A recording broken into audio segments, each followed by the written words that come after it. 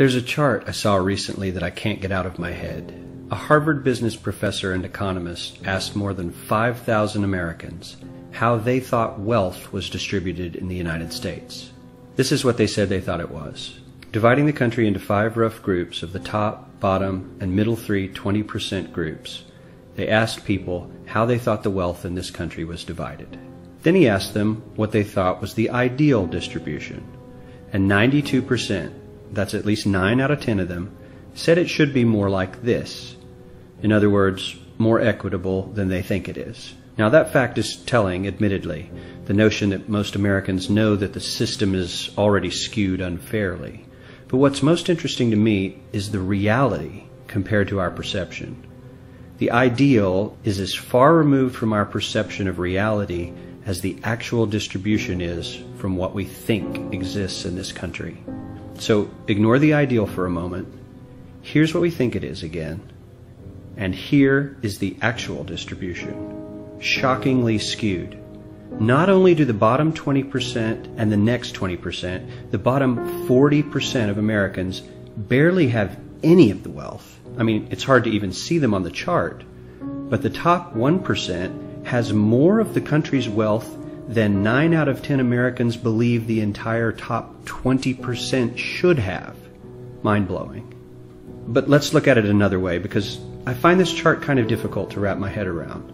Instead, let's reduce the 311 million Americans to just a representative 100 people.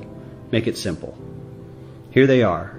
Teachers, coaches, firefighters, construction workers, engineers, doctors, lawyers, some investment bankers, a CEO, maybe a celebrity or two.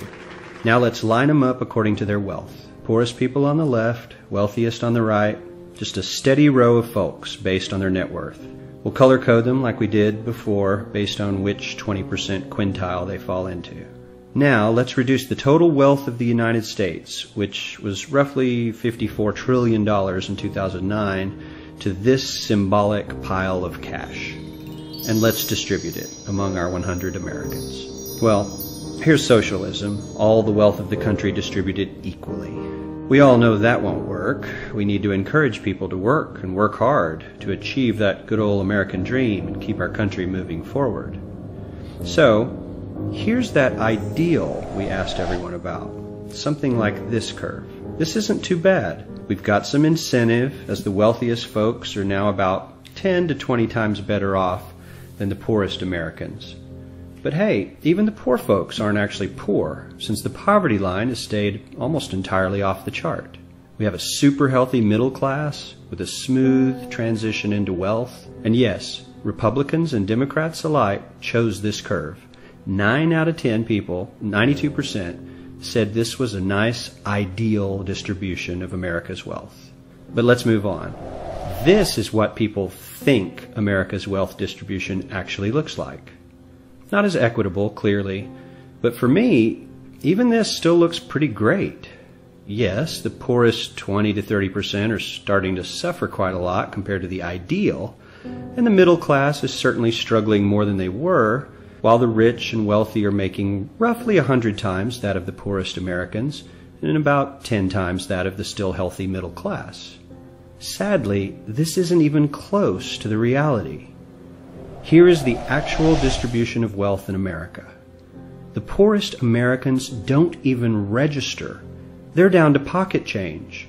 And the middle class is barely distinguishable from the poor. In fact, even the rich between the top 10 and 20 percentile are worse off. Only the top 10% are better off. And how much better off? So much better off that the top 2 to 5% are actually off the chart at this scale. And the top 1%, this guy, well, his stack of money stretches 10 times higher than we can show.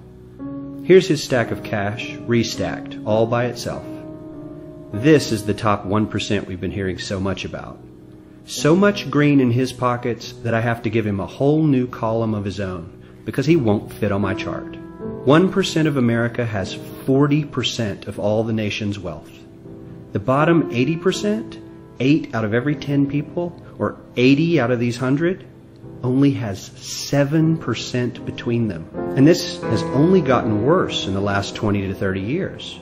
While the richest 1% take home almost a quarter of the national income today, in 1976 they took home only 9%, meaning their share of income has nearly tripled in the last 30 years. The top 1% own half the country's stocks, bonds, and mutual funds. The bottom 50% of Americans own only 0.5% of these investments, which means they aren't investing. They're just scraping by.